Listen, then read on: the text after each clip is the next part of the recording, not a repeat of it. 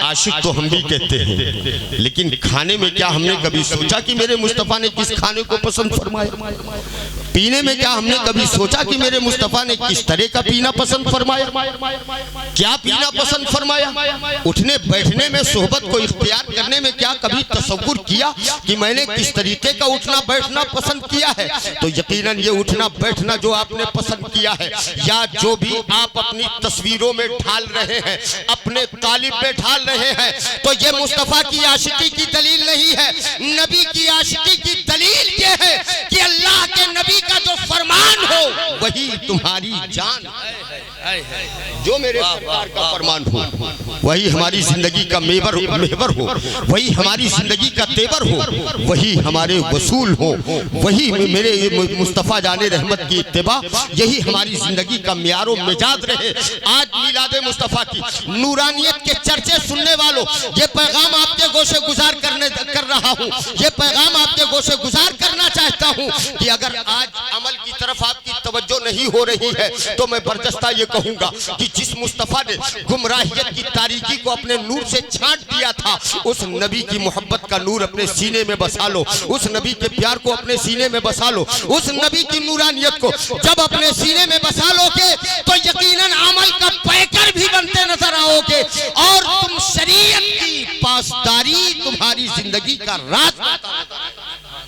लिहाजा मेरे प्यारे इस्लामी भाई, नूरानियत मुस्तफ़ा की तरफ आपका मैलान रहे, आपकी आशिकी ये है।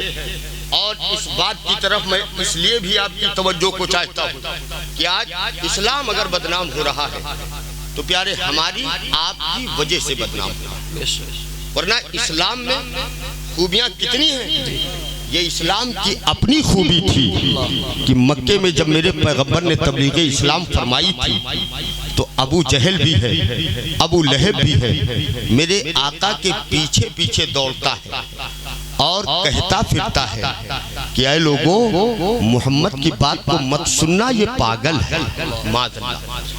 अबू लहब कहता, जब लोग तवाफ़े काबा के लिए दूर दराज से सफर करके काफिले आते और काफिले पड़ाव करते, मेरे पैगंबर उन काफिलों पर रुश्तो हिदायत का पैगाम पेश करने के लिए जाते, तो पीछे से अबू जहल ये कहता फिरता, अबू लहब कहता फिरता, ऐ लोगों, ये मेरा भतीजा है, मैं अच्छी तरीके से जानता हूँ, ये पागल है, इसकी बातों को मत सुनना।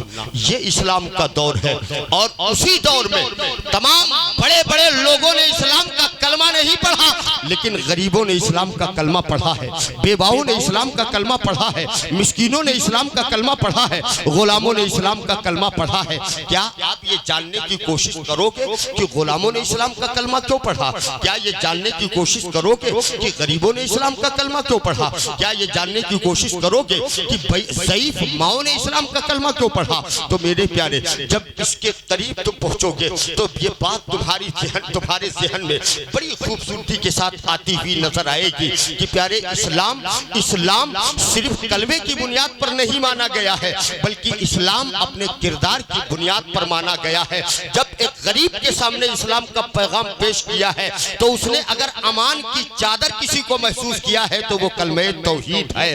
अगर गरीब के पास इस्लाम का पैगाम पेश किया है तो चादरे अमान समझा है, तो वो गरीब ने चादरे अमान इस्लाम को समझा है।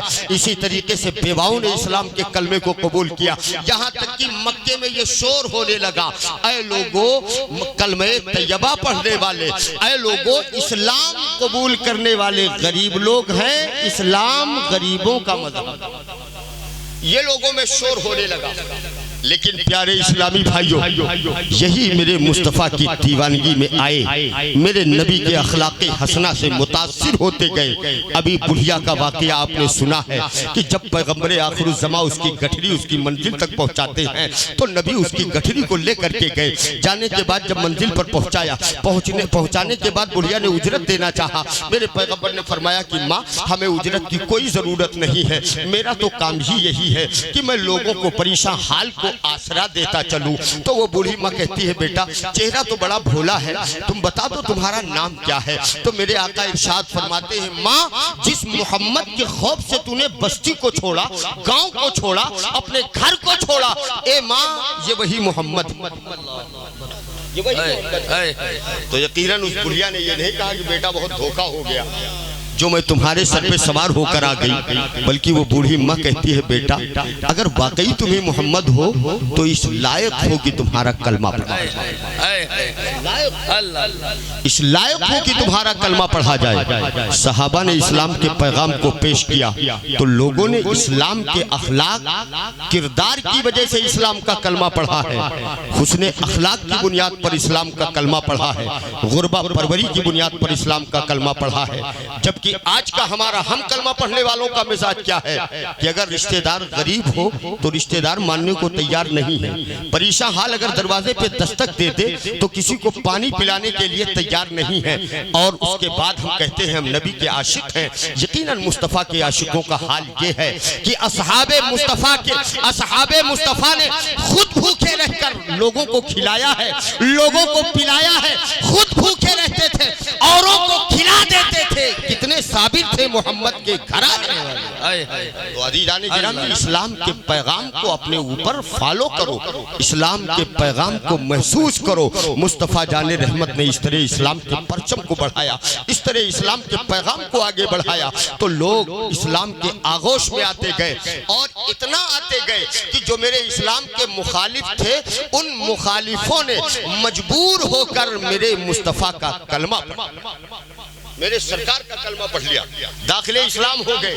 ये तमाम मनाजिर आपकी नजरों में आपको पैगाम दे रहे हैं। जो बात मैं कह रहा था प्यारे वो बात ये है कि कल सहाबा का किरदार था जिसने इस्लाम की खूबियों को लोगों के ज़हन में इतना डाल दिया था कि आज तक यहूदियत इस्लाम की उन्हीं खूबियों को मिटाने के लिए कभी तुमको खरीद रही है, कभी हमको खरीद रही है, कभी हमारा दुश्मन तैयार कर रही है, कभी हमारे लिए महाज कायम कर रही है, न जाने हमारी दुश्मनी के लिए कितने रास्तों को खोल रही है। और आज हम हैं कि हम उसी के हाथों पे बिकते चले जा रहे हैं, उसकी तरफ माइल होते चले जा रहे हैं। तो आज वो मकसद में कामयाब इसलिए हो रहे हैं कि हम कल तक इस्लाम की तारीफ होती थी लेकिन आज इस्लाम की बुराई हो रही है तो हमारी वजह से। अगर इस्लाम बदनाम हो रहा है तो हमारी वजह से इस्लाम बदनाम हो रहा है, इसलिए कि हम मुसलमान हैं। होटल अजान हो रही है, होटल पर चाय की चुस्कियां हम ले रहे हैं, अजान हो रही है, होटल पर चाय की चुस्कियां ले रहे हैं। तो यकीनन जब होटल पर चाय की चुस्की लेंगे और उसके बाद दूसरा कोई आपको बताएगा कि नमाज हमारे यहाँ बड़ी अहम इबादत है तो वो पलट कर जवाब नहीं देगा कि कैसी अहम इबादत है। कितने मुसलमान हैं कि बैठे हुए चाय पी रहे हैं, तुम बताते हो नमाज अहम इबादत है। ऐसे ही रमजान का मुकद्दस महीना आए और तुम होटल पर जाकर के एक टिकिया दवा की निकालो और चाय पियो और उसके बाद आपका खतीब आपका इमाम लोगों के बीच खुतबा देते हुए कहे कि ऐ लोगों रोजा अहम फर्ज है, इस फर्ज को अगर छोड़ दिया तो इसका कफारा जब तक अदा नहीं करोगे अल्लाह माफ नहीं करेगा। इसकी अहमियत है, तुम अपने रोजे के विकार को बयान करोगे तो यकीनन जमाने में और भी लोग तो रोजा रखते हैं, बहुत से लोग रोजा रखते हैं कि जो पानी पीते हैं रोजे से रहते हैं, फल खाते हैं रोजे से रहते हैं, वो फ्रूट को खाते हैं रोजे से रहते हैं। और उसके बाद उनके सामने तुम अपने रोजे का तनाजुर पेश करो और ये कहोगे हमारा रोजा है कि 16 घंटे का अगर दिन हो तो हम सुबह से न चाय पीते हैं, न पानी पीते हैं, न खाना खाते हैं, न तंबाकू खाते हैं, न पान खाते हैं, कोई चीज हम अपने मुंह में डाल नहीं सकते। तो जब तुम बयान करो अपने रोजे को तो पलट कर गैर मुस्लिम खड़ा हो जाता है और कहता है तुम बताते हो रोजा अहम है, मैं देखता हूं कि रमजान में कितने मुसलमान चाय पीते हैं। तो प्यारे तुम बेइज्जती किसकी कर रहे हो? बेइज्जती किसकी कर रहे हो? वकार से किसके खेल रहे हो? शान से किसके खेल रहे हो? अगर खानदान का नाम किसी की वजह से मिट्टी में मिल रहा हो तो उसको तुम अपने खानदान के लिए कलंक समझते हो, अपने अपने कुंबे के लिए कलंक समझते हो, तो जिसके लिए इस्लाम पर जिसकी वजह से दाग आ रहा हो, इस्लाम पर जिसकी वजह से बेइज्जती का बदनुमा दाग आ रहा हो, बोलो उसको अल्लाह कब पसंद करेगा, अल्लाह का रसूल कब पसंद करेगा, हसनैन करीमैन कब पसंद करेंगे, औलिया सुलहा कब पसंद करेंगे। लिहाजा मेरे प्यारे इस्लामी भाइयों, अगर तुम ये चाहते हो कि मेरी जात से भी इस्लाम की शान बढ़े, तो तुम इस्लाम के महवर पर आ जाओ, इस्लाम के महाज पर आ जाओ और आने के बाद जमाने को ये पैगाम दे दो कि कल भी मैं मुस्तफा का दीवाना था, आज भी मैं मुस्तफा का दीवाना हूँ, कल भी मेरी तारीफ पढ़ी जाती थी, आज भी मेरी तारीफ पढ़ी जाती है। हम अपने नबी की सुन्नतों पे अमल करके जमाने में शरीयत इस्लाम